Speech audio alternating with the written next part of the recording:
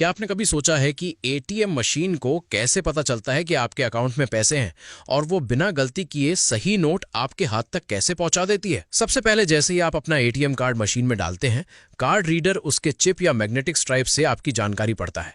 इसके बाद एटीएम इस जानकारी को एन्क्रिप्ट करके एक सुरक्षित बैंकिंग नेटवर्क के जरिए आपके बैंक के सर्वर तक भेज देता है। अब आप अपना पिन दर्ज करते हैं। आपका पिन कभी भी एटीएम में स्टोर नहीं होता।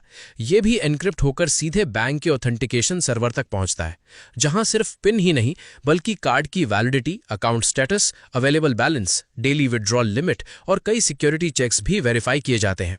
अगर सब कुछ सही होता है तो बैंक एटीएम को ट्रांजैक्शन अप्रूवल भेज देता है। इसके बाद एटीएम के अंदर मौजूद इंडस्ट्रियल कंप्यूटर ये तय करता है कि आपको कौन कौन से नोट देने हैं। मशीन के अंदर अलग अलग वैल्यू के नोट अलग अलग कैश कैसेट्स में रखे होते हैं। मान लीजिए आपने 3500 रुपए निकाले, तो एटीएम सबसे पहले ये कैलकुलेट करता है कि किस कॉम्बिनेशन में नोट दिए जाएं ताकि सही अमाउंट निकाला जा सके। अब इलेक्ट्रिक मोटर्स चालू होती हैं और रबर रोलर्स कैश कैसेट में रखे सबसे ऊपर वाले नोट को पकड़कर आगे बढ़ाते हैं। लेकिन एटीएम सिर्फ नोट निकालता ही नहीं, उन्हें जांचता भी है। रास्ते में लगे ऑप्टिकल सेंसर्स और थिकनेस सेंसर्स हर नोट को स्कैन करते हैं। ये सेंसर्स नोट की मोटाई, लंबाई और उसकी पोजीशन को चेक करते हैं। अगर दो नोट एक साथ निकल आए, कोई नोट फंस जाए या उसकी मोटाई सामान्य से ज्यादा हो, तो एटीएम उसे तुरंत रिजेक्ट बिन में भेज देता है और उसकी जगह दूसरा सही नोट निकालता है। जब सभी नोट सही पाए जाते हैं तो वो पहले स्टैकर नाम के कंपार्टमेंट में इकट्ठे होते हैं।